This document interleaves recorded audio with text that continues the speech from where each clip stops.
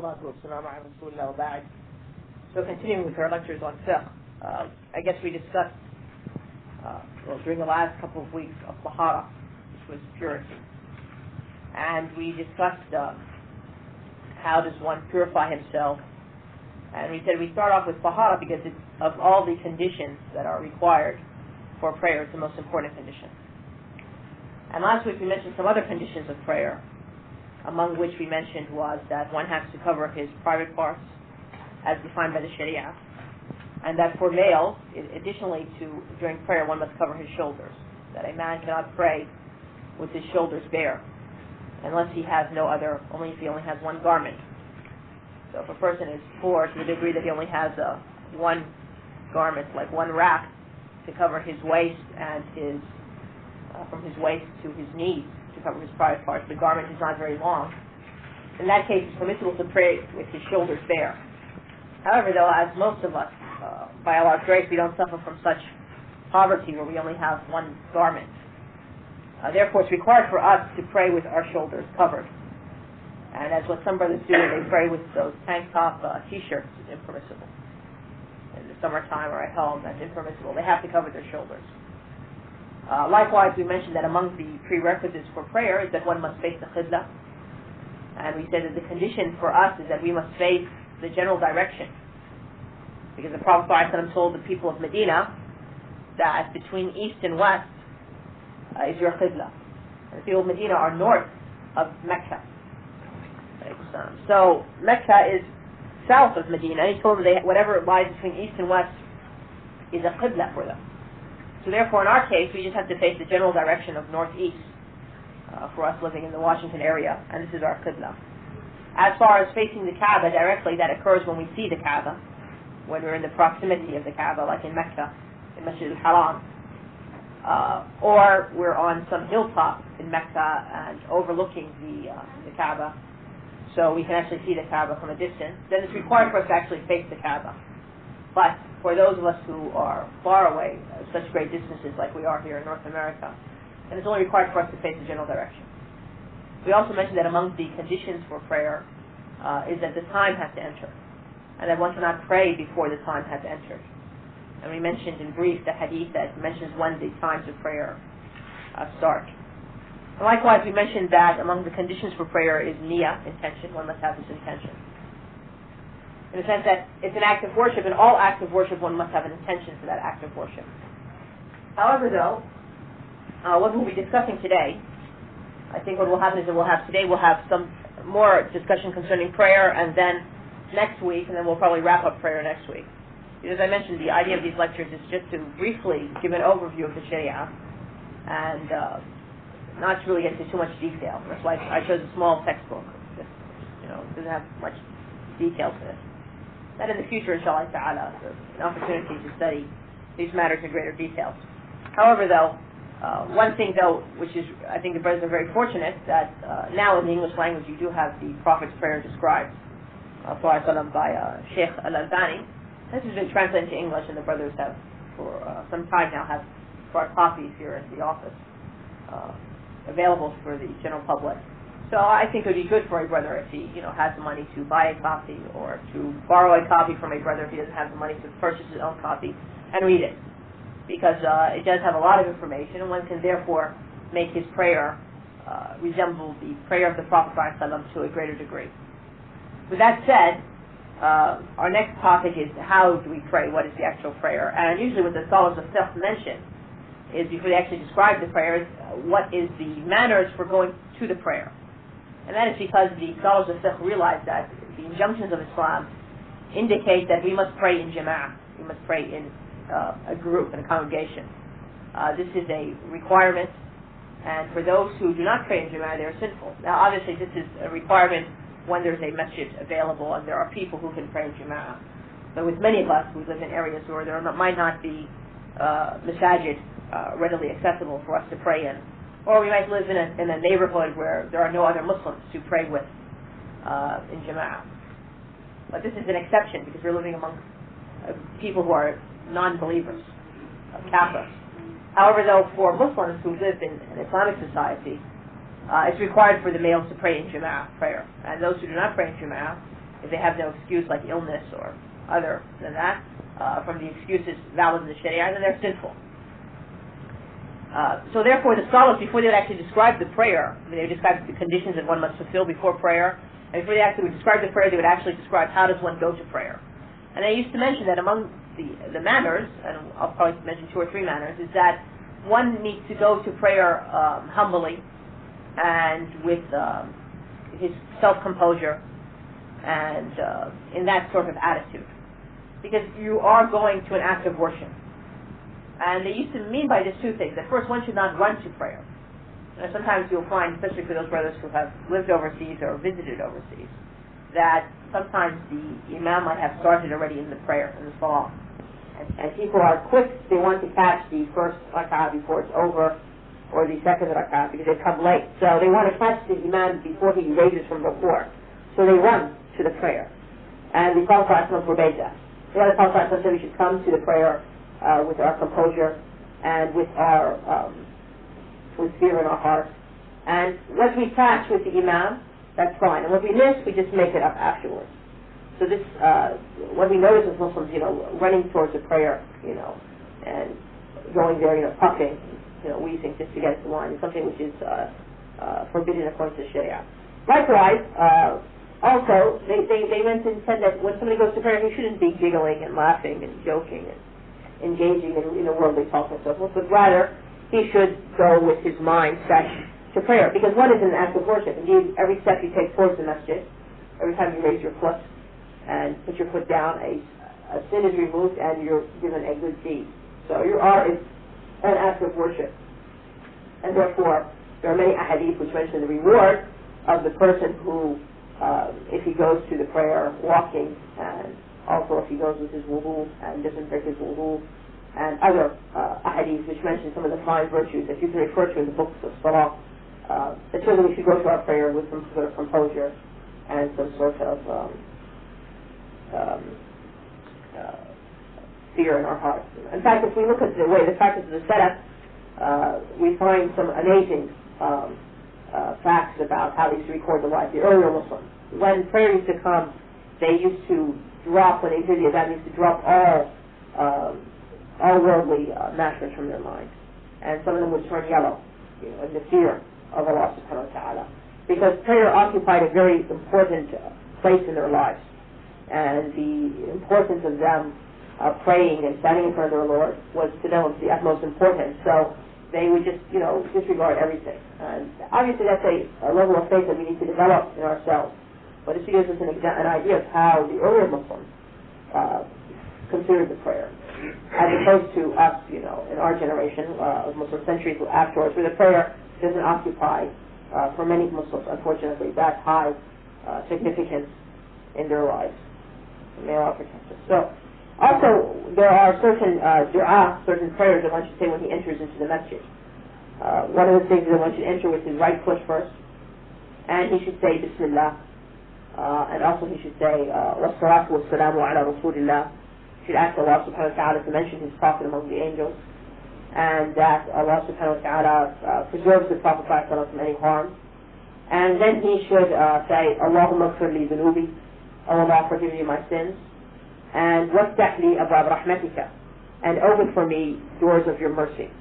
And likewise, when leaving the masjid, one should say the same, except he should leave with his left foot, and instead of saying, oh Allah, open for me your doors of your mercy, one should replace that last sentence with, oh Allah, open for me the doors of your bounty, your blessings. Especially abwab fadlika. That are some of the, and these are mentioned in the hadith, and I'm sure in Sahih al-Bukhari, if you look at Sahih al-Bukhari, they usually translate these hadith in English letters, so one can copy it down and memorize what to say when entering and leaving the mosque. Now, when one starts for prayer, of course, the first thing that one says is Allahu Akbar. Before I get into that, the acts of prayer have been classified by the scholars into 4 categories, which I've written over here on the board. As I said, unfortunately, sometimes I have to use Arabic words because there's not very good equivalents in the English language. And right now, just the idea that there are 4 categories, and inshallah ta'ala, when we come to sujood as-sahw, which is what does the two prostrations that one does if he makes a mistake in the prayer by adding or deleting or becoming forgetful in the prayer.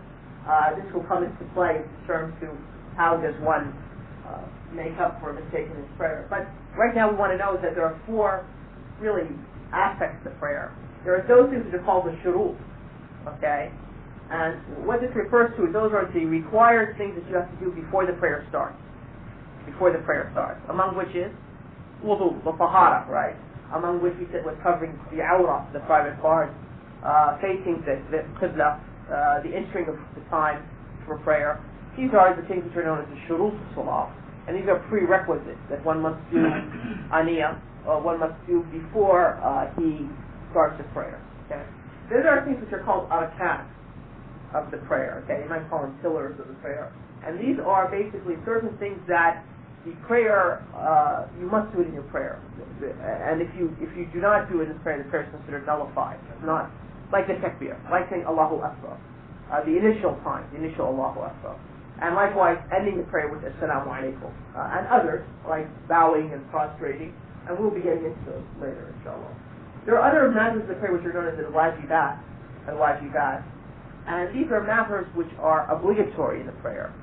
However, their obligation is not as strong as the arkan. And this will come into play, as I said, when we see the sujood as-sahw. And then there are other prayers which are known as the sunnah, and these are the matters which are the Prophet used to do in his prayer, and when one does it, his prayer becomes more complete, more perfect. Okay, and there are about 400 in number. There are about 400 actions the Prophet used to do in his prayer, from statements and actions, and you will find in the description of the Prophet's prayer, by Shaykh al-Albani, a mention of a lot of these matters. Because we know that a person, as the Prophet said, is only written of his prayer either 1/10 or 1/9 or 1/8 or 1/7 or 1/6 or a fifth. Then he mentioned up to a half, fourth, a third, and a half. That's all you're going to get of the prayer. Okay, from its reward, from a tenth to a half of the prayer. And what's going to determine how much you're going to gain is depending upon how much you conform outwardly to the prayer of the Prophet ﷺ, and also how much fear is in your heart, and how much khushu', piety you have when you're standing in prayer, and fear. So it's important at least to try to begin to outwardly conform to the Prophet's prayer, and then of course one should always try to develop his piety, so that inwardly his fear in his prayer will increase. Now, with that said, the first thing that one does in the prayer is, of course, say Allahu Akbar. And then one should raise his hands either to his shoulders, okay, or towards his earlobes. And what some people do by touching their earlobes, you find some people like touching their earlobes. So this is a bid'ah. This is a practice which was unknown by the Prophet ﷺ or his companions. But rather one should keep his fingers straight and face either to his shoulder length or towards the earlobe. Either way has been mentioned upon the Prophet ﷺ. He should then, and this raising of the hands is done 4 times in the prayer. Initially when one says Allahu Akbar, and also when one bows into ruku', he also should raise his hands to his shoulder or earlobe length. And when raises himself from ruku', when he says Sami Allahu liman hamida. And likewise, when after sitting for the first sitting, when you finish 2 rak'ahs, and you're coming to a 3rd or 4th rak'ah, those prayers that have 3 or 4 rak'ahs, again one should raise his hands to his either to his shoulders or to his earlobes. These are 4 times the Prophet used to never forsake raising his hands. And therefore, a Muslim shouldn't forsake raising his hands in those times. Yes, the Prophet would raise his hands in other times, as you will find mentioned in the book where the Prophet's prayer described. However, those are occasionally he would do it. And so therefore they should be done occasionally. But these are something that he would do on a regular basis. And therefore we should do it on a regular basis. Afterwards, one should place his hands on his chest, and he should say what is known as du'a al-istiftah, and this is the opening du'a. And there are about 12 different du'as the Prophet used to say, among which is Subhanaka Allahumma wa bihamdika, Subhanaka Allahumma wa bihamdika wa tabarak ismuka wa ta'ala jadduka wa la ilaha ghayruka. This is one of the ad'iyah, or the prayers, of opening prayers. And there are about 12, and you'll find it, I think, in his Prophet's prayer described, and also in Sahih Bukhari, you'll find some of them transliterated. Any of those prayers the Prophet ﷺ used to say is sufficient to say. Any of them. And there's about 12 in number.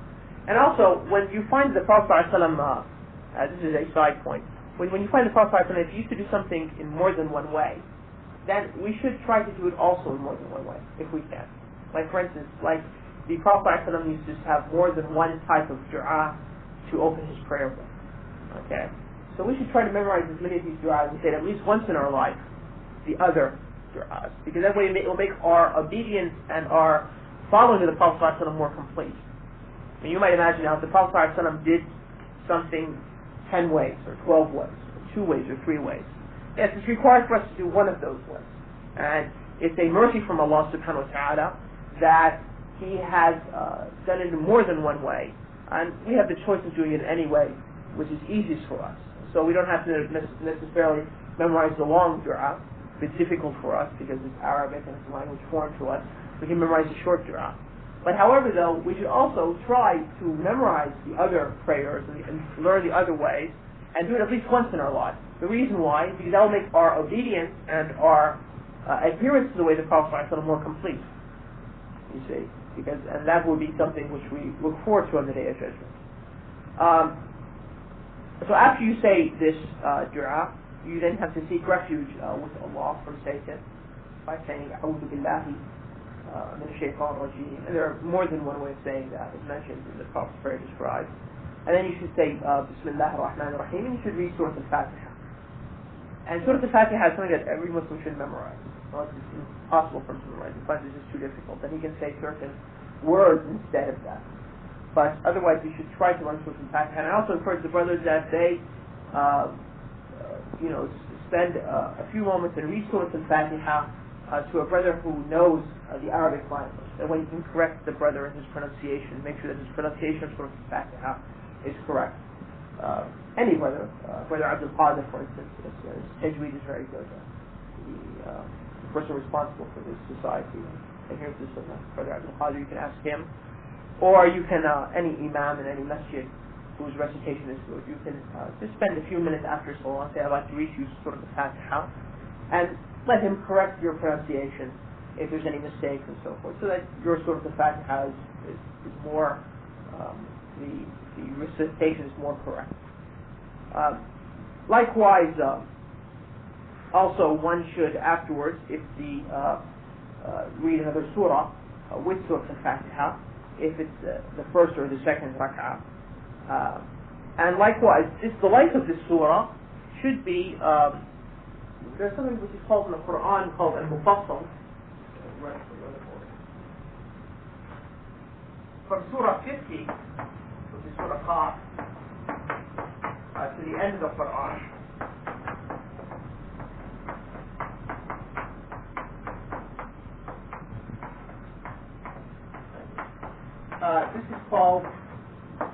This is called al-Mufassal.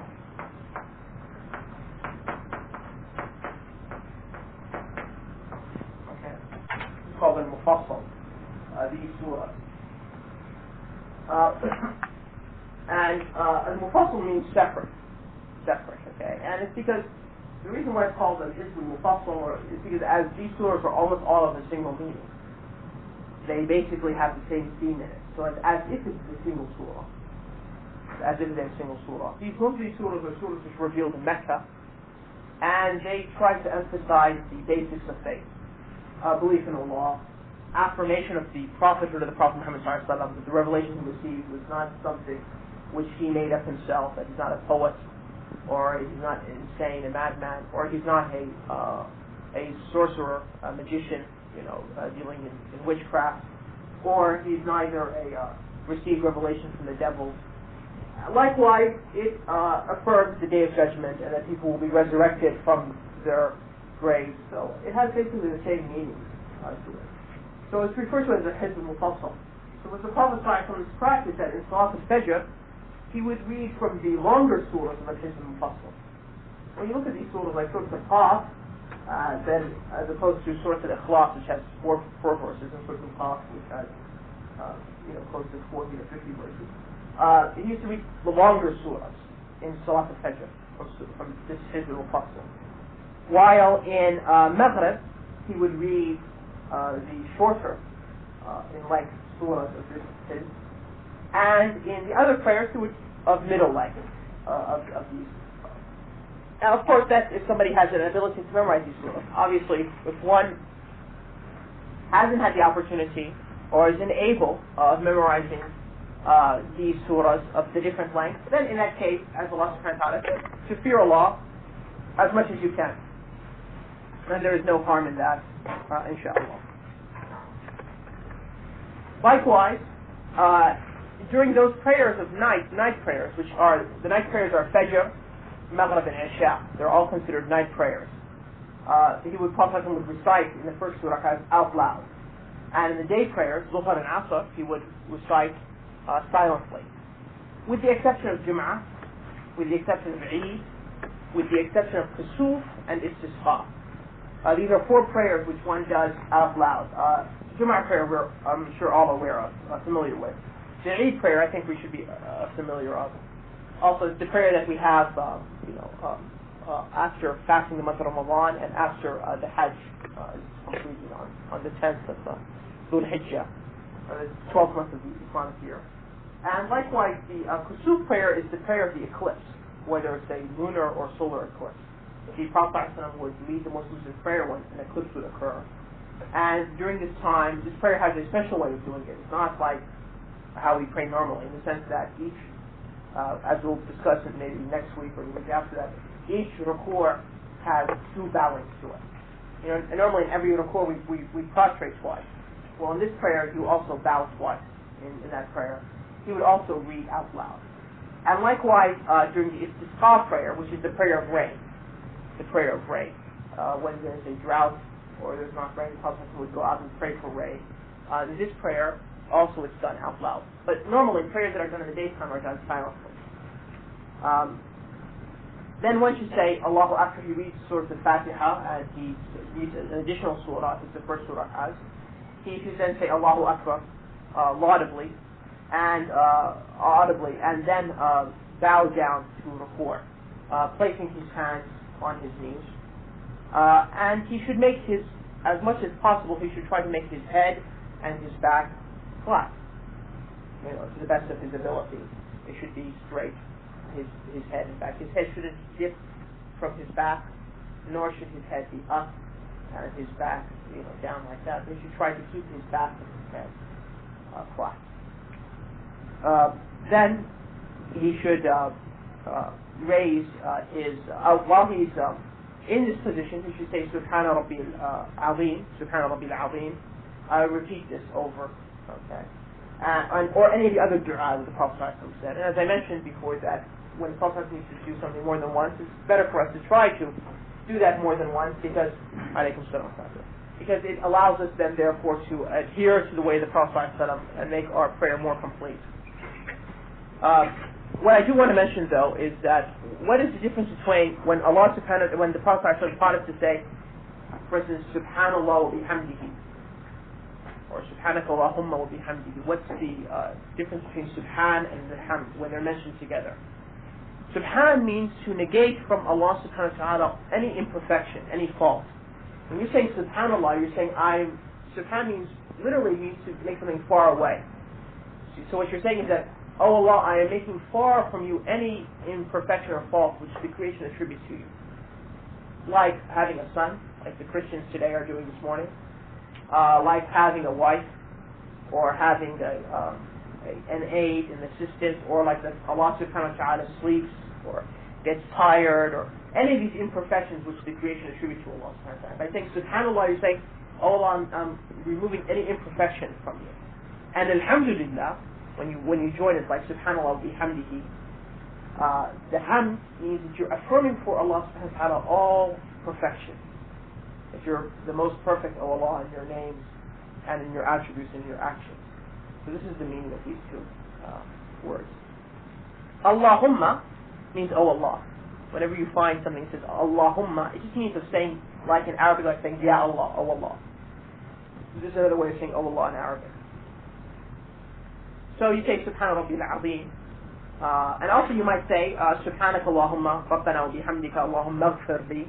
This is another dua the Prophet used to say at this time. And then one raises his head and he says Sami Allahu liman hamida.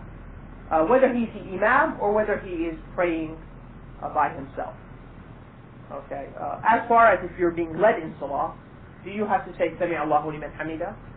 The author of this book says he doesn't think that this is necessary for you to say. Although Shaykh al-Albani in his book, he considers it to be a sunnah. And this is a difference of opinion based upon the understanding of the intent of the words of the Prophet. I mean, they're both here looking at the same hadith, but they're just trying to understand from this hadith exactly what is the intent of the description that's left to us by the companions of the Prophet's prayer. Then one should say, رَبَّنَا وَلَكَ الْحَمْدِ. And if one adds with that saying, حَمْدًا كَثِيرًا طَيِّبًا مُبَارَكًا فِيهِ, the continuation of that prayer, that's fine. I mean, in the sense that one can say, add additional things with رَبَّنَا وَلَكَ الْحَمْدِ. Then he should make sajda on his 7 parts of his body. And this is something which a lot of Muslims make a mistake in, and this is very critical. When one makes sajda, he must make sure that 7 parts of his body touch the ground. Those 7 parts are, of course, the toes, the bottom of one's toes, and the knees, and the hands, and also the nose and the forehead. This is considered one part. So 1, and this is 2, 3, 4, 5, 6, 7. These 7 parts must be on the ground. Some Muslims sometimes they will raise their toes from the ground, sort of like hang them on the air. That's not permissible. And likewise, sometimes Muslims will just put their forehead, but they won't put their nose flapping on the ground. That's also impermissible. This is not prayer. The sajda, one must put his face on the ground and make sure that his face is firmly on the ground. Likewise with his toes. The bottom of his toes, he must keep them on the ground. I mean, to the best of his ability.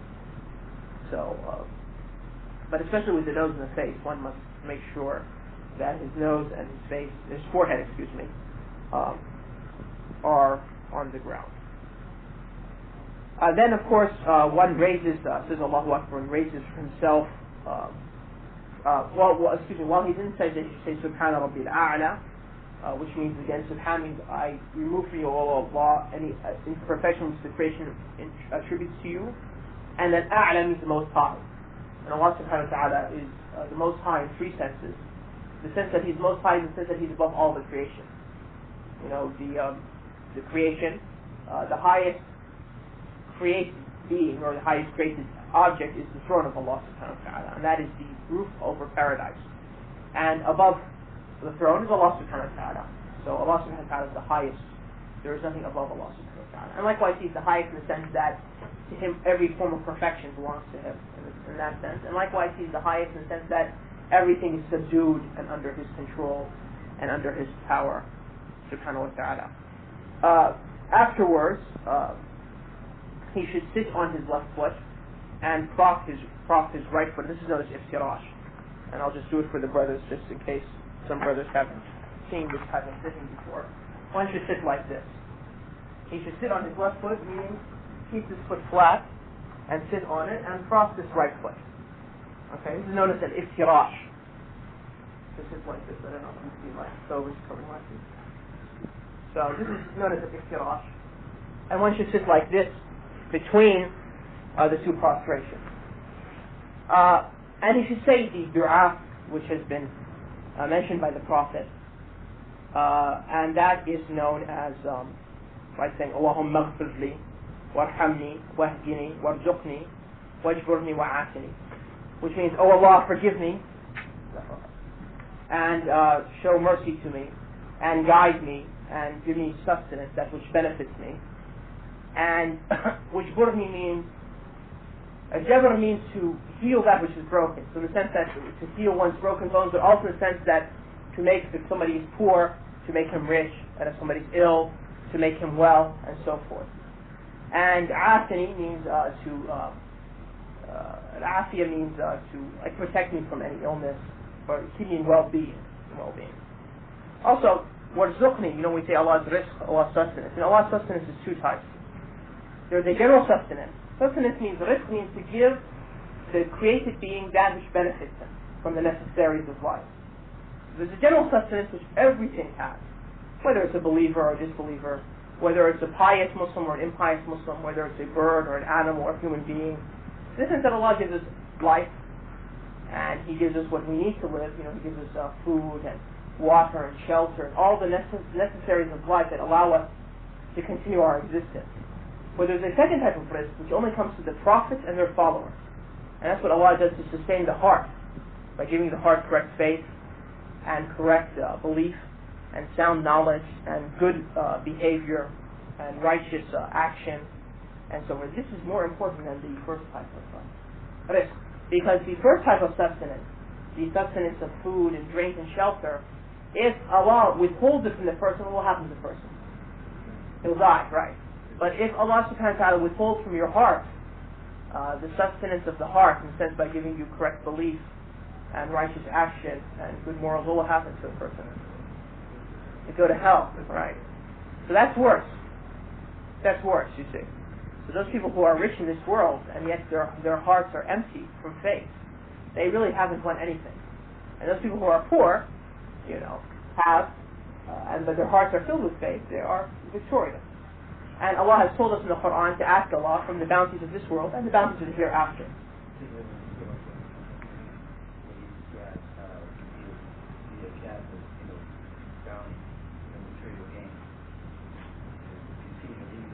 That's true. Absolutely. Allah subhanahu wa ta'ala mentioned that one of the reasons why He gives them in bounties is because when they don't respond, He gives them in this world, and then in the hereafter they don't have anything. And also to lead them astray and make them think that they're doing something well. Part of Allah plotting against them, leading them astray. May Allah protect us from that. Then one should make a second sajda, prostrate a second time, say Allahu Akbar, prostrate a second time. Now that sitting which I did, which is known as the iftirash, whenever you're in prayer, you should sit like that. Except in the final tashahhud of a 3 or 4 rak'ah prayer. Then you sit in something which is known as the tawarruk. And it's similar to iftirash, except in the sense that one must stick his leg now between his ankle between his knee and his foot. So you sit on your backside, and you prop your leg through your knee and your this is known as tawarruk. This is like how you sit in the 3rd and 4th rak'ah for a 3 or 4 rak'ah prayer. Huh? No, I'm just talking about now the sitting. The arm, the arm is supposed to be, you're supposed to prop on your left arm, prop it up and rely upon it. That's true. I'm just talking about the sitting. One should sit like this. Okay. And it takes a while for those brothers who've not sat like this to learn to sit like this. But inshallah, over time. Fajr is 2 rak'ah prayer, so it seems that the closer opinion that you sit in iftirash, the first type of sitting. Some scholars, like Imam al-Shafi'i, they thought the sunnah was to sit in this prayer, in any time in the final sitting of the prayer. So they said, well, Fajr is the final sitting. And other scholars, like Ahmed, are of the opinion that one should sit in this type of sitting, the tawarruk, only in the 3rd or 4th rak'ah prayer, in the final sitting. But if it's a 2 rak'ah prayer, then one should sit in iftirash. So the final sitting the first sitting is called iftirash. Iftirash. That's the first way I sat, when you sit actually on your left foot. And then the second one is called tawarruk.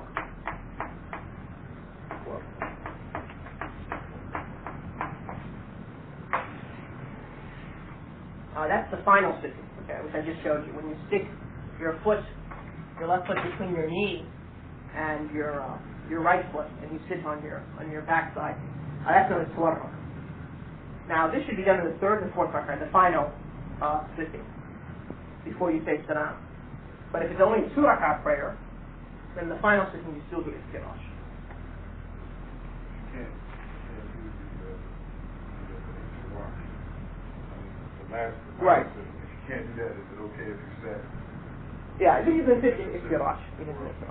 And likewise, if you can sit, in either of the positions, let's say you hurt your foot, you fell on the ice, from that or something, you can sit in any sitting which is comfortable. With cross-legged, as we call it in English, or anything. Like some of the Sahaba, when they got older, they couldn't sit like this, gain some weight and so forth, or their knees, they can't hold their body anymore, their weight, their body. So you can sit in that case in any type of thing which is comfortable. But usually, over time, if you try, usually after a month or two, you can sort of, your muscles sort of get used to that type of posture. And it shouldn't be a problem. Inshallah. Okay, then one should say, of course, in the first sitting, one should say at-Tahiyyat. Tahiyyatu lillahi wa salawatu wa tayyibat. Assalamu alayka ayyuha an-nabiyyu wa rahmatullahi wa barakatuh. Assalamu alayna wa ala ibadillahi salihin. Ashhadu an la ilaha illallah, ashhadu anna Muhammadan abduhu wa rasuluhu. This tashahhud is very important, and we should learn to say it in Arabic. And like Surah Al-Fatiha, the Prophet used to teach the Sahaba, as Ibn Mas'ud described, and others from the companions, like he used to teach them a surah from the Qur'an. I had read in Bukhari that after the death of the Prophet, Sorry, Salam. that it changed. Yeah, this is one of the statements of the ulama, that one said, because you didn't say Assalamu alayka ayyuha an-nabiyyu. Assalamu means, in this case, preserve, may Allah preserve you from any harm coming to you. So Assalam upon you, O Prophet. So when the Prophet died, he wasn't there, so they would just say Assalamu alayk, upon you, Prophet. It's a grammatical thing in the Arabic. It's different when somebody's with you in front of you, or when somebody's no longer in your presence because he's died or so forth. So this is the opinion of Shaykh al-Albani, as mentioned in the book The Prophet's Prayer Described. And like other ulama are not of that opinion. And the matter here is really a small matter, just looking at the evidences of the hadith. So whether one takes this or that, as long as he's following the hadith in this matter, it's not really an issue. As I said, unfortunately what one does is when he follows a textbook in fiqh, he's so much... excuse me? No, not favor that, but the sense that, I'm trying to stick with what the author mentions, without trying at each issue, putting all the different opinions, because otherwise the subject will just, never come to an end, Right. So, and then one should, say, in the final tashahhud, of course, you say the salah upon the Prophet Allahumma salli ala Muhammad wa ala ali Muhammad kama sallayta ala Ibrahim wa ala ali Ibrahim innaka hamidun majid, until the end of that prayer. So I'm saying these both, the tashahhud and the salat on the Prophet ﷺ, one should, again, try to repeat this in front of a brother who knows the Arabic language, so that assists him in the pronunciation and so forth, because this is very important to pronounce and learn the words of that. Unfortunately, sometimes Muslims go many years without knowing the tashahhud properly, and that's something we should try to memorize. What's a salat on the Prophet ﷺ when we say sallallahu alayhi wa sallam? It means that may Allah mention the Prophet ﷺ among his angels. Okay. And whenever you mention the Prophet ﷺ, you say salah upon him, Allah subhanahu wa ta'ala 10 times for you on your behalf. So one should frequently mention a salah upon the Prophet ﷺ. Likewise, also on Friday, we are encouraged to do it. Thursday evening, because in the Arabic time, way of time, they start the day from Maghrib. Okay, so the night preceding Jum'ah is called Jum'ah night, which is Thursday night in the Western sense, in the Christian sense. So Thursday night and also Friday day until Maghrib, one should often say Salah upon the Prophet ﷺ, because this is something which we're encouraged to do. And then after one says this Salah upon the Prophet ﷺ in the final sitting, he should seek refuge from 4 things: from the punishment of the hellfire, and the punishment of the grave, and from the fitna of life and death, and also from the fitna of the false Christ, Masih ad-Dajjal. There's a dua which the Prophet told us to say, and we have to say this, it's required. أعوذ بالله من عذاب جهنم ومن عذاب القبر ومن فتنة المحيا والممات ومن فتنة المسيح الدجال.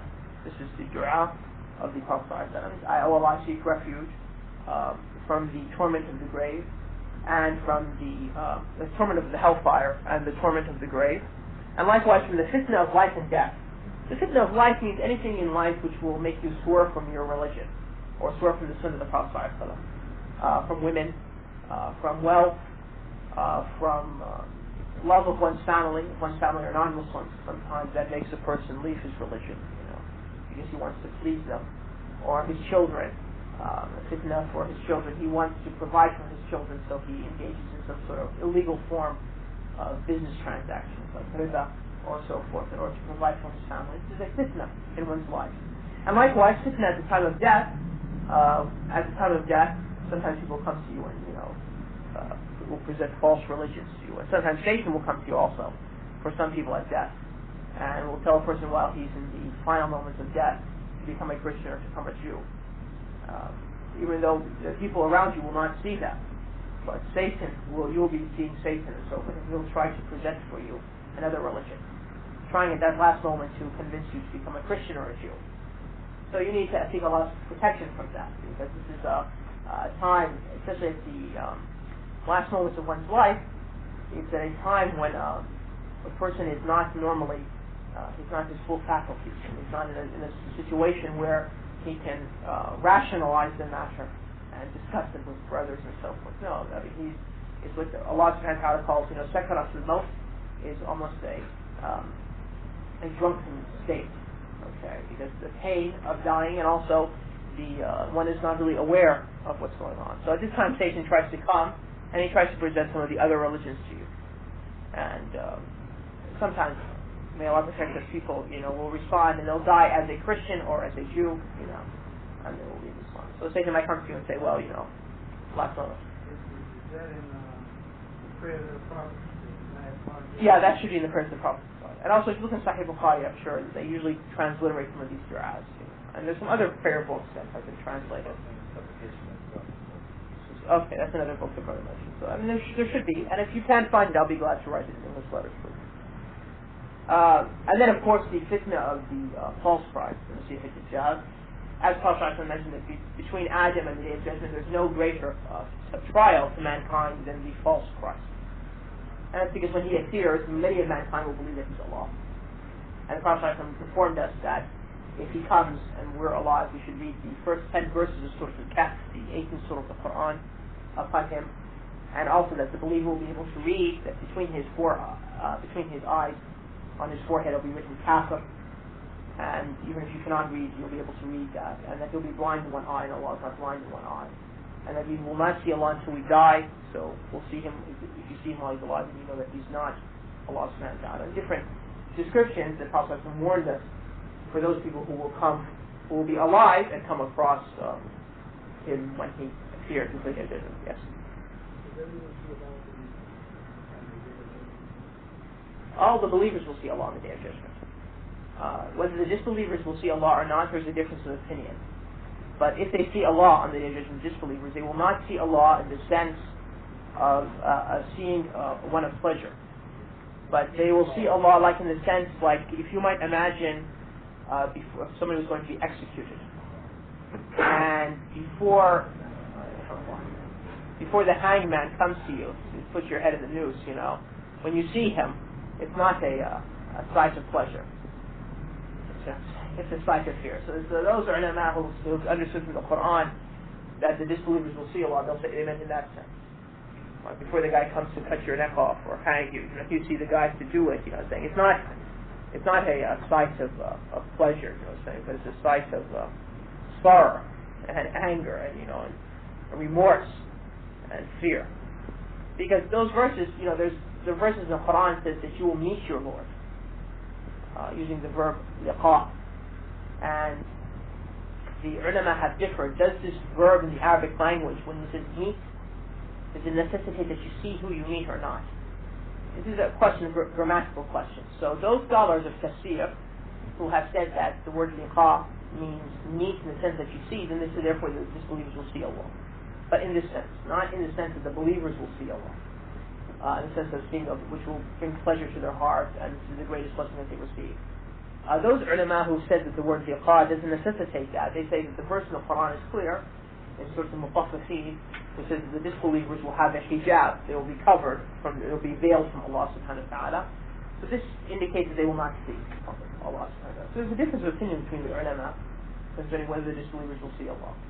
Anyway, if they do see Allah subhanahu wa ta'ala, they will not see Allah subhanahu wa ta'ala in the same sense as the believers will see Allah, but rather they will see Allah in the sense of punishment for them. May Allah forgive. So then one says then afterwards, after one says this dua, seeking refuge from four matters, he can make any form of dua. Whether from the dua of the Prophet ﷺ, if he's memorized some of those dua, or if he hasn't memorized the words of the Prophet ﷺ, then any other dua that he can make. And he then should say salam. And the point is that when one makes dua, he should make dua within the prayer. You know, many Muslims, what they do now is that after they say the tashahhud and the salah from the Prophet ﷺ, many Muslims don't seek refuge from those four matters, and they immediately say assalamu alaikum. And afterwards they raise their hands in dua.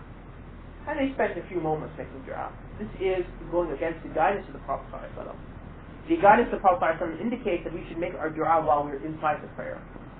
So we should spend some moments sitting after we say at-Tahiyyatu lillahi, and after we say salah from the Prophet ﷺ, and after we seek refuge from those four matters, we should then sit momentarily in that sitting and ask Allah subhanahu wa ta'ala from the bounties of this world and the hereafter. Why?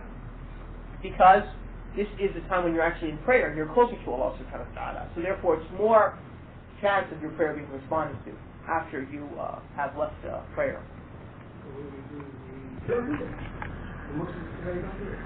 Right. In that case, then one shouldn't, one should fear Allah to the best of his ability. I mean, if you pray behind an imam who's negligent of the sunnah, you should, go and remind him and inform him, or, give him some advice, photocopy from some pages of books of hadith or books of stuff. And if he responds, well and fine. If he doesn't respond, then, one should fear Allah to the best of his ability. So he should try to say dua at that time. And if he doesn't have time to say the dua he wants to do, then after prayer he should say dua until he feels, that he's said what he wants to say to his Lord. Again, always in matters of Sharia is a rule. Just think as a rule. The Sharia makes matters upon us incumbent to the degree that we are capable.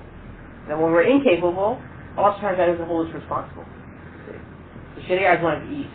Sharia is one of ease. So long as our incapability, our inability, is not due to some fault upon our own, like due to our laziness or our neglect or our just concern and so forth, then there's no harm.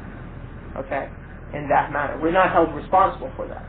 Only when we have the ability, you see what I'm saying, and we haven't strived our utmost to learn something or to do something, then we are held blameworthy for not fulfilling the matter. But if we've strived our utmost to learn, and we've strived our utmost to act and apply, and Allah subhanahu wa ta'ala doesn't decree for us that matter, then we're not held responsible for that matter.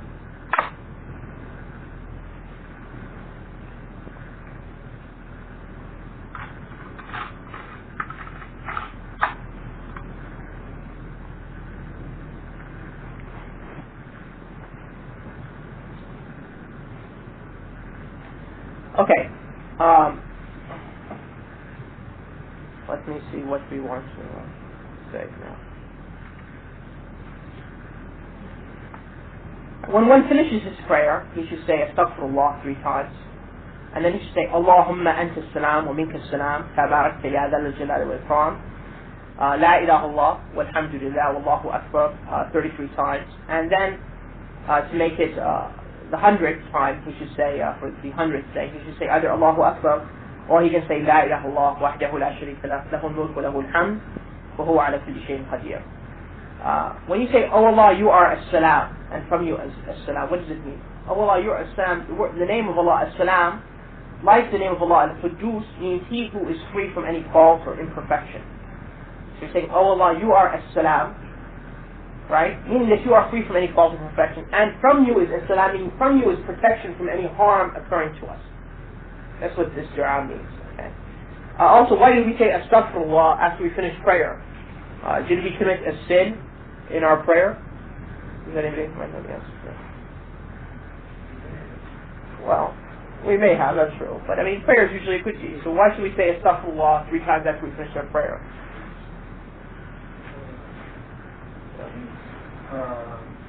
Seeking Allah's mercy. Astaghfirullah means, oh Allah, we ask you to cover our sin. To cover a maghfirah.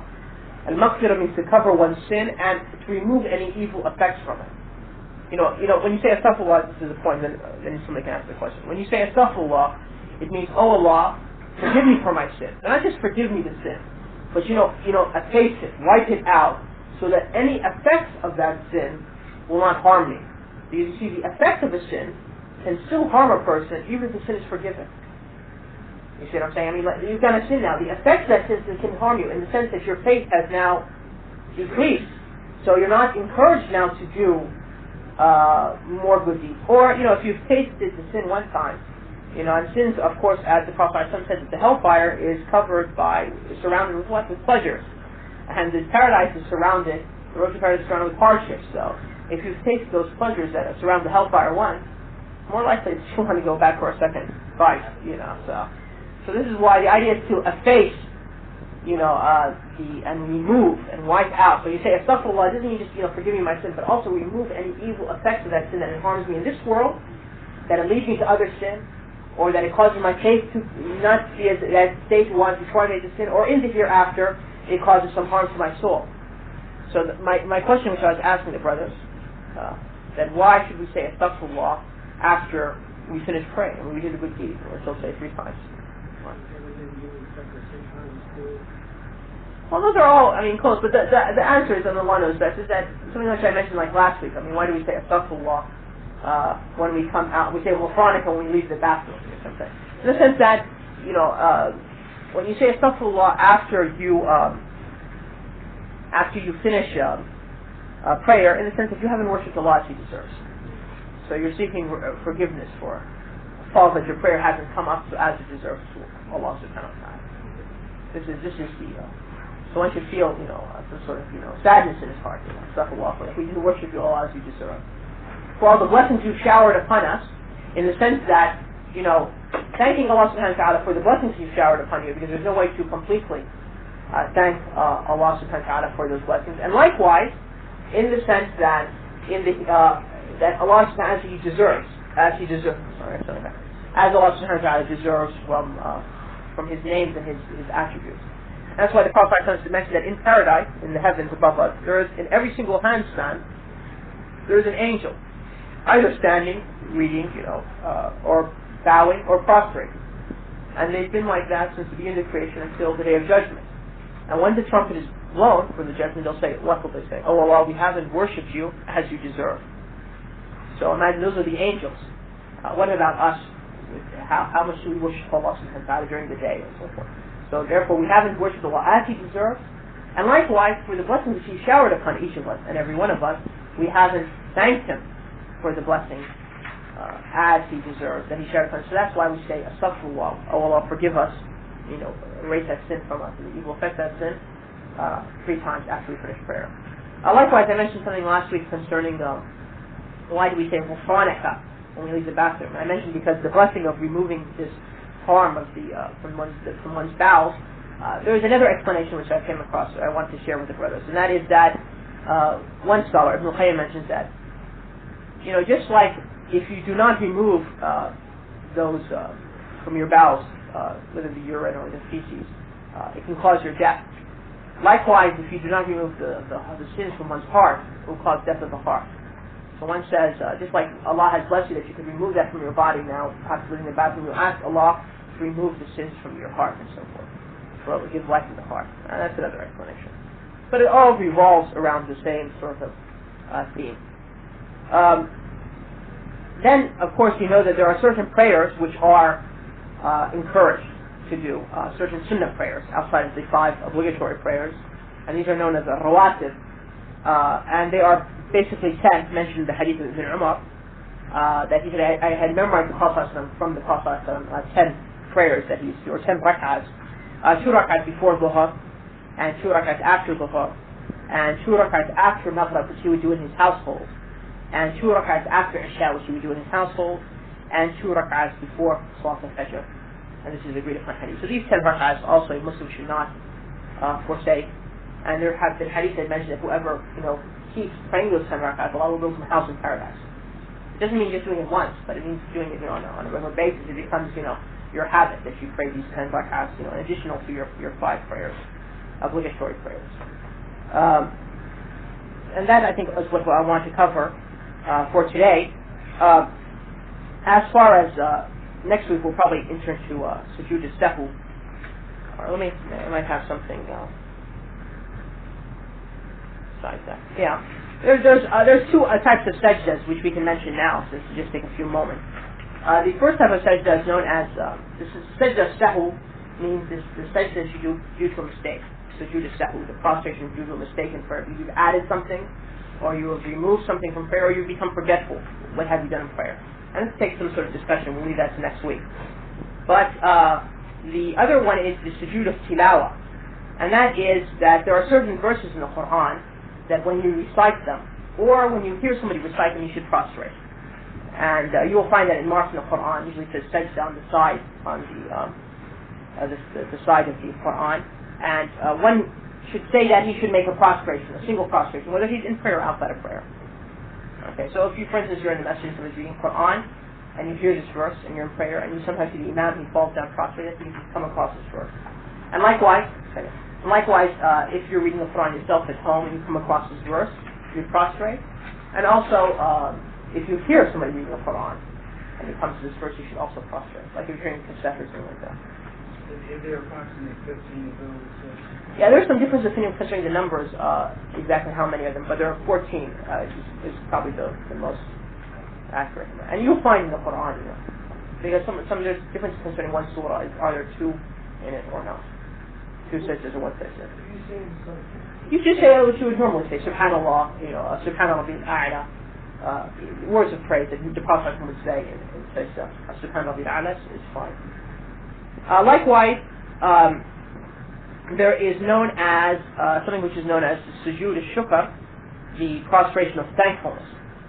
And this was done by Aisha when Allah subhanahu wa ta'ala sent down the Qur'an, her bara'ah, or that sent down the Qur'an that she was freed from the sin of having sex outside of marriage, because for those of you who know the story, that they had accused Aisha, the Prophet's wife, of having illicit sex outside of the bonds of marriage, and it caused the hypocrites spread this rumor in Medina, and it caused great sadness to the Prophet ﷺ and concern.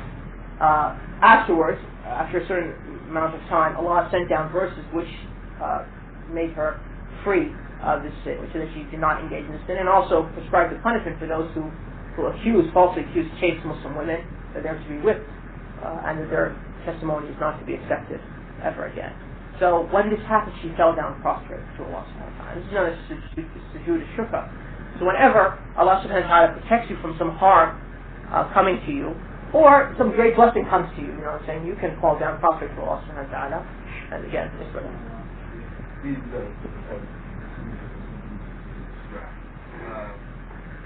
you came across a situation where you just got that. Yes, it's also not to be in wudu. It's also permissible to do this, according to the strong opinion of the ulama. It's not salah that we need wudu. Some ulama say you should be in wudu, but there's no real indication to show that you need to be in wudu.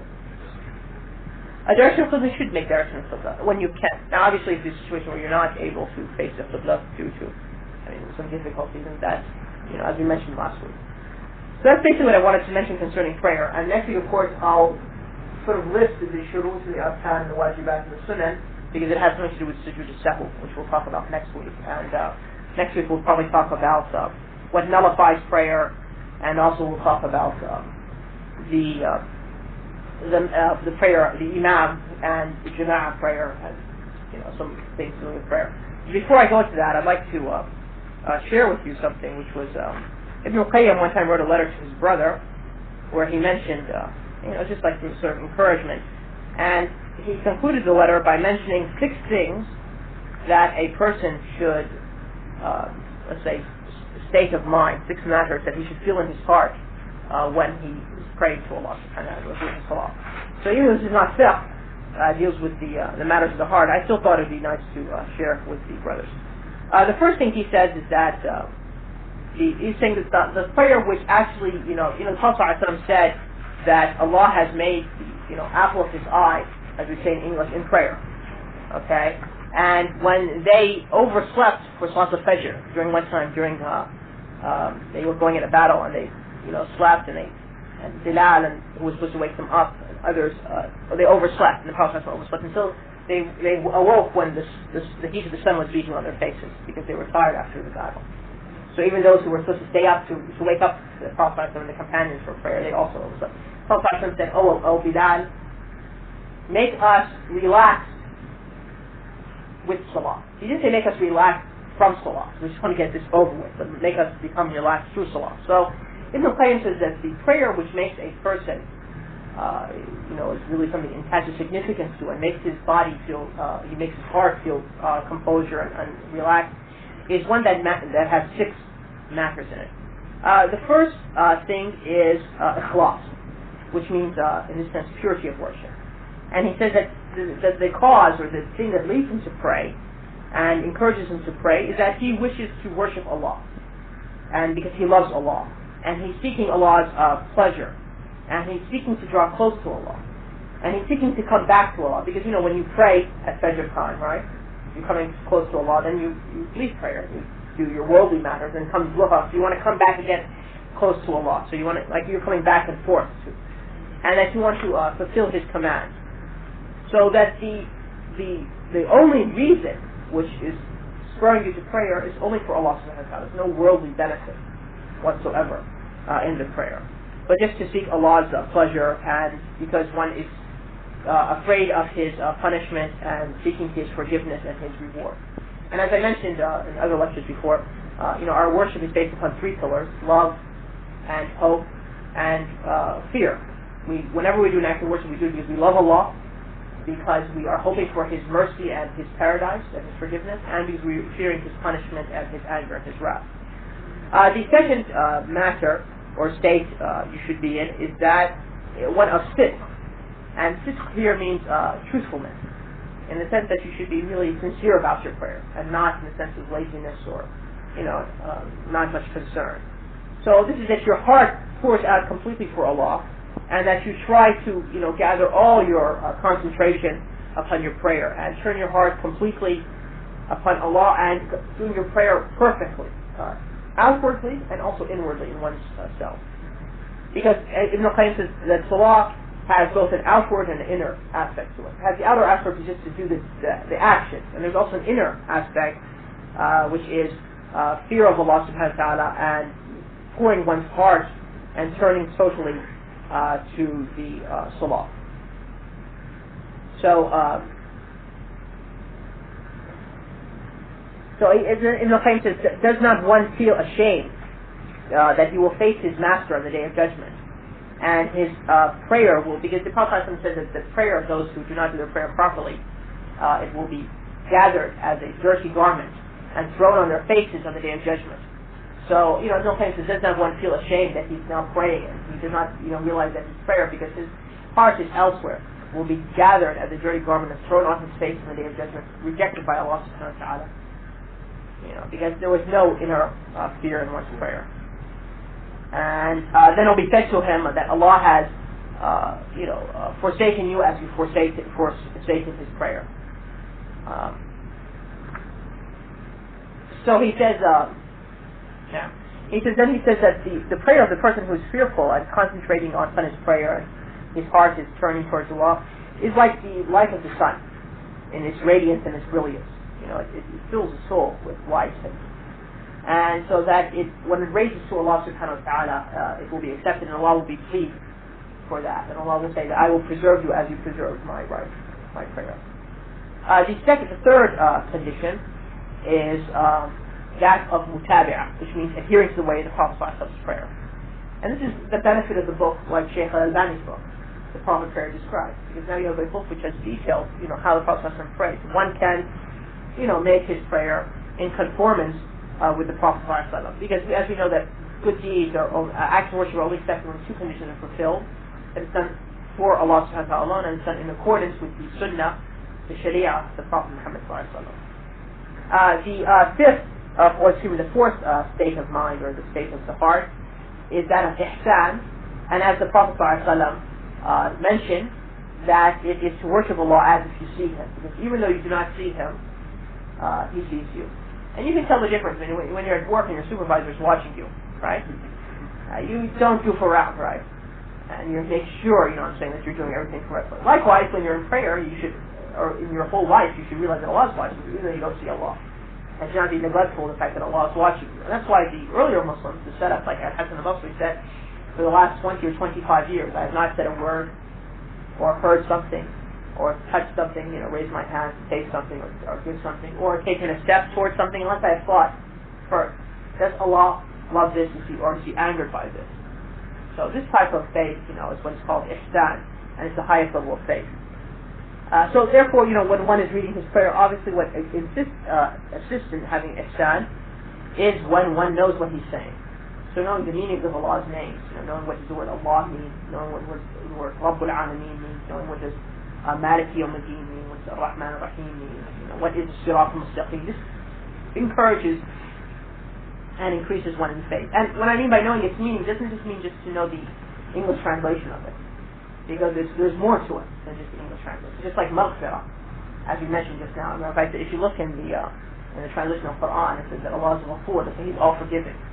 But it's one thing when you say that Allah is all forgiving, or oh Allah forgive me my sin. It's one thing when you say that maghfirah means to cover the sin and efface all it and wipe out all of its effects, that those effects do not harm you in this world or the hereafter. I mean, it gives you a different meaning. So this is what occurs. And the fifth matter, to be brief, is what is known as a minna, and that is that you feel that Allah has done you a favor. So that in fact that He has given you the ability to stand up and pray to Him, and that's because Allah has guided us to Islam, and has given us the ability to stand up and pray to Him. For those that Allah has set astray, this is a great blessing from Allah that He's guided us to Islam and He's guided us to pray and so on. So therefore, one should feel that Allah has done him a favor by allowing him to pray. Al-Minna here, Minna. And there's a verse in Surah Al-Hujurat that says that the pagan Arabs, the Bedouin Arabs, say, we've done you a favor, O Muhammad sallallahu alaihi wasallam, that we have become Muslims. Say to them, O Muhammad sallallahu alaihi wasallam, do not, feel that you've done a favor by becoming Muslims, but rather Allah has done you a favor by guiding you to Iman if you're truly truthful in your faith. So, the pagan Arabs, the Bedouin Arabs, because the Bedouins are usually people, desert people, and they don't have much understanding, comprehension. They thought they were doing the Prophet ﷺ and Allah a favor by becoming Muslims. So Allah refuted this misunderstanding, saying, no, it's not that you've done a favor to Muhammad ﷺ by becoming Muslim, but rather Allah has done you a favor by guiding you to faith if you are truly believers. So this is why one should, feel, and that's why Ibrahim in his prayer, in Surah Ibrahim, he says, "Oh Allah, make me from those who establish the prayer and from my descendants," meaning from his children, his descendants, from children from Ismail and Ishaq. So this is one of the blessings of one should state of mind. And the final state of mind that Ibn al-Qayyim mentions is that one should feel that he hasn't done the prayer properly, that he's short in his prayer, that he hasn't, really worshipped Allah as he's supposed to do, and he hasn't really expended all his energies and so forth. So then he says that Ibn al-Qayyim mentions that this is the prayer which these six matters are gathered in. The first one is ikhlas, so not only for Allah subhanahu wa ta'ala. The second one is sidq, which means there's truthfulness and wholeheartedly doing the prayer. The third one, of course, is adherence to the Prophet sallallahu alaihi wasallam. The fourth one is ihsan, which means that you worship Allah as you see Him, or even though you do not see Him, He sees you. The fifth one is you feel that Allah has given you a blessing by allowing you to pray, not that you're doing Allah a favor, by praying and so forth. That's, of course, disbelief to think that. And the sixth thing, that even though after you finish your prayer, you should always feel that you haven't done your prayer properly. And I think with that we can conclude our lecture for today. Sixth one? Oh, it says رؤية التقصير. التقصير you can put. تقصير. You said earlier about making the salat in its time. Time. Right. I have a question. if you're about to travel, so you're going to catch a plane, and before you catch the plane, it's selective law. Right. But by the time Oscar comes in, you will be on the plane. Is it permissible for you to add Zohar and Asr together, not shortening them, but doing them in the complete amount of rak'ahs as you would normally do at the time? Would it be permissible to bring Asr forward?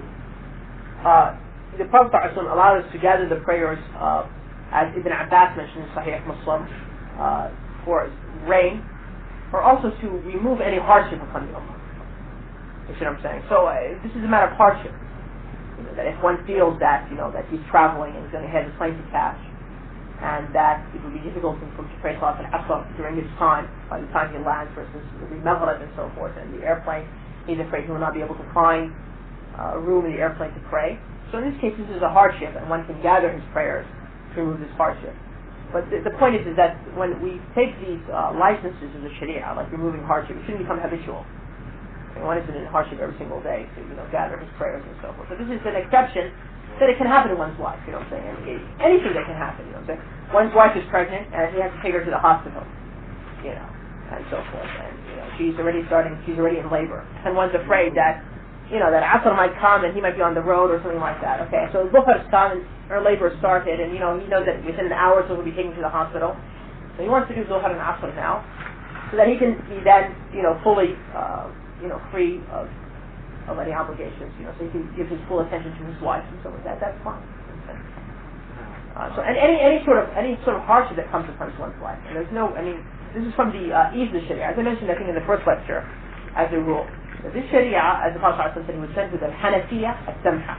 Al-Hanafiyya means to be Hanif, which means to swerve from shirk and kufr and disbelief to tawheed and iman and faith. This religion is very strict with matters of belief. Strict with matters of belief in the sense that Allah doesn't forgive any shirk. You see, this is something which is an unpardonable sin. But in terms of the action, Sharia, it's very easy. Somehow, it's forgiving. It doesn't mean that we're lazy with our religion. We just do whatever we want to do. But it means that it's forgiving in the sense that you don't have water, you can make tayammum. You don't know where the qibla is, you can pray in any direction. You don't. There's some hardship coming upon you, you can gather your prayers. You're traveling, you can gather your prayers. You're afraid of the disbelievers, they might attack you in battle. You don't have to stand praying, you can pray sitting and so forth. So this is from the ease of the Sharia, that Allah subhanahu wa ta'ala has made the Sharia very easy for us. What I do, like my wife and I were traveling now from Philadelphia.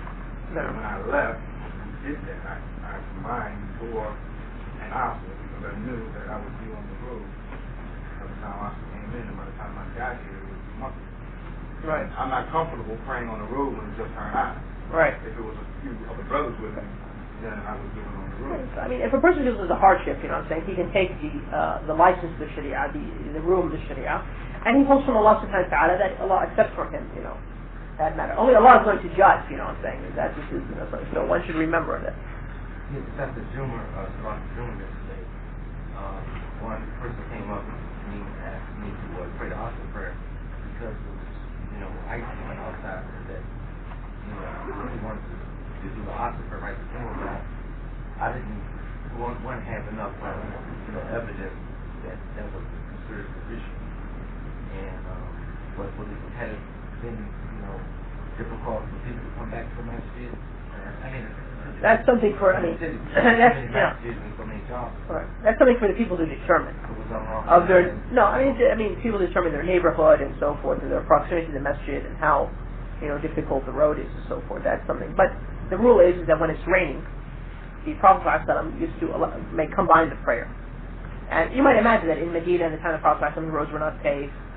That if it would rain, usually when it rains in Arabia, it rains very hard because it doesn't, in a desert, any desert climate, when it does rain, it rains very hard. It was like torrential rains, And so the roads would be difficult for them to come out and so forth, be very muddy and difficult. So to remove the hardship of it, they used to combine Dhuhr and Asr and Maghrib and Isha. Likewise for us when it's snowing, for those brothers who are going to the masjid, they come for Dhuhr, and it's their habit that they come also for Asr. They live some sort of proximity to the masjid. It's no harm if they combine the prayers. Now, whether that situation existed yesterday or not, that's something for the people of that neighborhood to determine that. Would it be? Oh, okay. And regarding that situation, she might have ran somewhat long, and I don't remember the exact time. It was like approximately like 1:30, 1:42. So I don't know. I mean, I don't know what the the idea is the hardship involved in trying to come twice to the masjid. You see what I'm saying? Now, this hardship is due to some sort of element of weather, like rain or a severe wind, okay, or snow or something like that. If that hardship was there because of some severe element of the weather, and the people are in the practice of praying in that masjid, the 5 prayers, you know what I'm saying, they pray in jama'ah and so forth, then they can combine Dhuhr and Asr. But it doesn't mean, like, for instance, if you don't live near a masjid, you live out there somewhere, you know what I'm saying, out there in Virginia or Maryland, you know what I'm saying, kind of the boondock, and there's no Muslims there, and you pray, your prayer is usually at home. So it snows on Saturday, or it rains on Saturday. So I say, okay, I'll make Dhuhr and Asr together so I can watch the basketball game. That's just, that's not the idea behind it. The idea behind it is to, when you're doing your prayers, in jama'ah and so forth, to remove the hardship. Yes. He was saying that, like in Islamic countries, they go pray to jama'ah, right? And like in this country, because of wisdom, it's like around some cabins, not like a lot of languages, maybe it's difficult to come to pray in jama'ah. What about like Father? I have a question about Father near masjid or get to the masjid, not that was not conflicting with anything, or should you go to Father? Or what about and also two questions, what is the effect of people not praying in the masjid that others mind? Yeah, you should, the ruling would differ from person to person. You see what I'm saying? When someone is close to the masjid and he has a means to reach the masjid, then he should go and pray, whether he's living among believers or disbelievers. You see what I'm saying? So there's no way I can say that, for instance, for yourself, should you go to Fajr or not, because only you know how close you are to the masjid and if you have a means to reach for Fajr prayer or not. You might have a car and you can reach Fajr, you know what I'm saying, and the person might live closer to the masjid, but because he has no car, there's just no way for him to get to Fajr. He has to walk, and it's just maybe not safe, or it's too much of a hardship for him to walk to Fajr prayer. So it determines from person to person. But the idea is, obviously, we should fear Allah as much as we can. The Prophet ﷺ said, fear Allah wherever you are. So, to pray in jama'ah when one is able to is something which is important and encouraged. As far as the harmful effects of not praying in jama'ah, well, there are many. Among the harmful effects is that we lose the opportunity to learn. That the masjid is a place where people learn. The Prophet needs to instruct the people. So when people are not praying in the masjid, they lose the opportunity to learn about their religion. Among the harmful effects is that we do not know about everybody's situation. Let's imagine now if there are 20 of us in this room. If we were in a neighborhood and we were all doing the same together in the neighborhood, we always pray, then we didn't see a brother for 2 or 3 prayers. We might be concerned about him. Knock on his door, is he ill, or does he need something, and so forth. Now when we're scattered about, if you don't see a brother sometimes for months, not because you don't get concerned about the brother, but just you don't see him, and then therefore there's no way to know about the affairs of the Muslims. Also, we lose the reward of praying in Jama'ah prayer, because the prayer in Jama'ah is a greater reward. Also, you leave yourself open for the shaitan, for the devil to whisper to you. The Prophet ﷺ said that he is the devil is like the wolf who eats the sheep who strays from the flock, and that he's with one and he's with 2 Muslims, he's further away. So when one is coming constantly to masjid, there's less chance of making sin, less chance of slipping, especially in a society like this where there are many passions and many ways to divert a person from the straight path. These are all the harmful effects. That's why it's important for the Muslims to build masjid. But it was the Prophet's practice that he would build masjid among the homes of the people, in their neighborhoods. Unfortunately, what Muslims do is that they build a lot of luxurious masjids, and they spend $3, $4, $5, $6 million on these masajid, far away from where the people live, and they waste the money in things which the Prophet forbade us to do, like decorating the masjid. The Prophet said, if you decorate your Qur'an and you decorate your masjid, then destruction is upon you. You see, so instead of spending $6 million or $10 million on these, extravagant masajid with chandeliers and marble and so forth, and one was to divide that money and build 100 small masjids in the different neighborhoods where people live, the benefit would be much better, obviously. So this is, all some of the problems that occur, and we have to also know how to Yes, the question is that in the Mufassal, from Surah 50 to 114, is the main theme Tawheed? Yes, Tawheed and what's related to Tawheed, like prophethood, confirming of the prophet of the Prophet ﷺ, and also additionally affirming the Day of Judgment. Because you might imagine that the people in Mecca were a pagan people. And the pagan people, they didn't have either an idea of revelation, of prophethood, nor did they have an idea of the Day of Judgment. You see, they believed that Allah subhanahu wa ta'ala created them and sustained them and provided them life and death. But they used to seek the intercession of their righteous people, which they would draw pictures of in idols, make statues of, to intercede and to take their prayers as intermediaries between them. But they didn't believe in the idea of prophethood, nor did they believe in the idea of the resurrection after death. So therefore, the themes in the Meccan surahs are usually to say that worship should only be directed to Allah. That since you recognize that Allah created you and sustained you, and so, which is part of the fiqh, all human beings recognize that, except for like communists and people who willfully try to deny that. But all human beings really recognize that Allah exists and created them and so forth. Then therefore you should direct your worship only to Allah.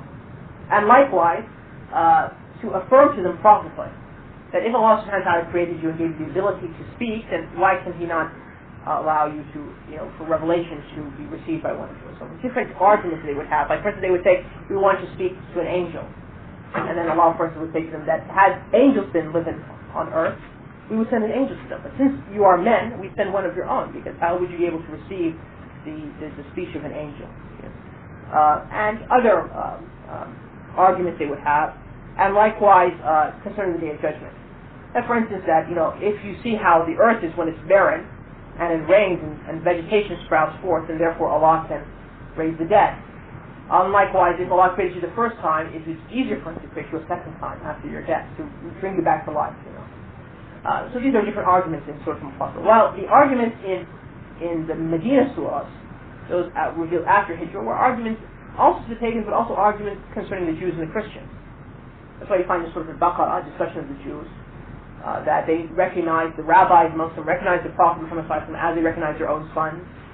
That why is it that they hide the truth and they know it?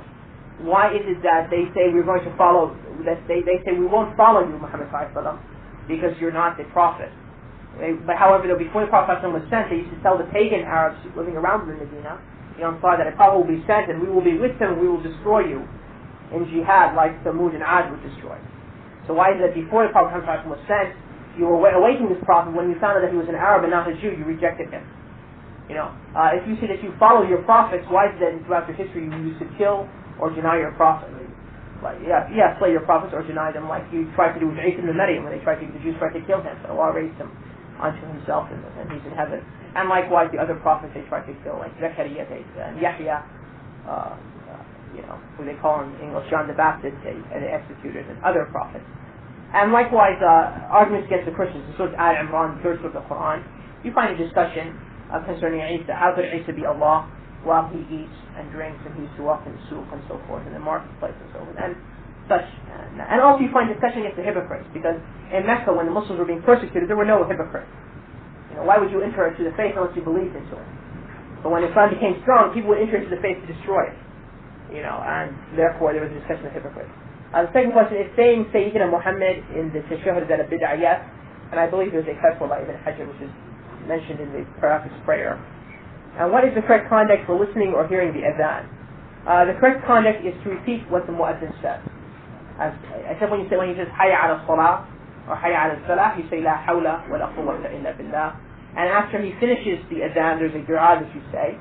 And if you say this dua, you will obtain the intercession of the Prophet Muhammad on your behalf on the Day of Judgment. That provides that you die from Tawheed. Those who die on shirk, no intercession will avail them in the Quran. So inshallah, we'll take one more question. I think we'll conclude these.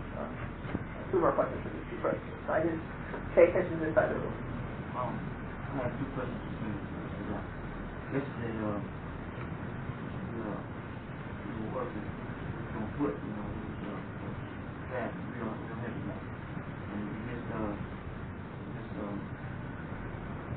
Awesome. By the time we got back, when we could pray, my prayer was in. So we were discussing what to make my prayer first, since it was in, and then make awesome. Or make awesome, because we missed my prayer. I mean, it was existing. Before I answer the question, when you were traveling, you should be traveling. I mean, you're walking a distance, you know what I'm saying? That's not necessarily traveling. You know what I'm saying? But I mean, traveling specifically for the Fajr and the Asr prayer. So obviously, for the Asr prayer, you do 3 rak'ahs, while it's setting, in those moments. And also the Fajr, 1 rak'ah would fall, while the sun is rising. So the scholars have understood that this hadith, therefore, qualifies the earlier hadith which prohibits it. And then the prohibition here is for doing additional prayers. What about the people that the prayer is they're forgiven until the time, like the man until they wait, the woman until she drops the load, and then the same person until they gain their sanity, something like that.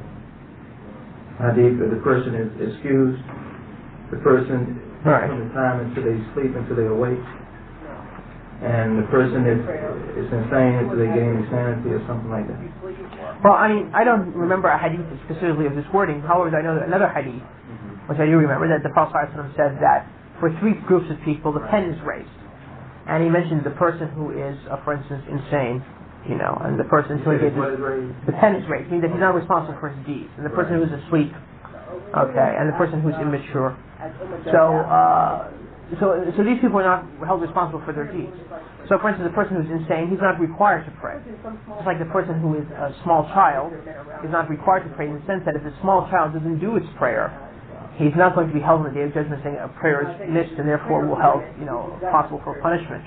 However, at the same time, the Prophet told us to order them to pray at the age of 7 and to beat them at the age of 10 if they don't do their prayers. Why? Because the prayer, as you know, is something that has to be done every single day, 5 times a day. And if a person doesn't get the habit of praying at a young age, it becomes difficult when they're old. You see. And this is from the teachings of Islam to encourage this young. This is the age when they become impressionable, and this is the age in which you can influence them and you can modify their behavior. It's just like young girls. For those brothers who have daughters, if they don't teach their daughters to wear the hijab, and they wait until the day that they're menstruated, and then for some 12 years they don't wear hijab, they're wearing shorts and so forth, and they're running and so forth, and then you come to her the next morning and say, well, listen, you menstruated last night, you have to wear hijab. I mean, it's almost impossible to expect, what I'm saying? And likewise for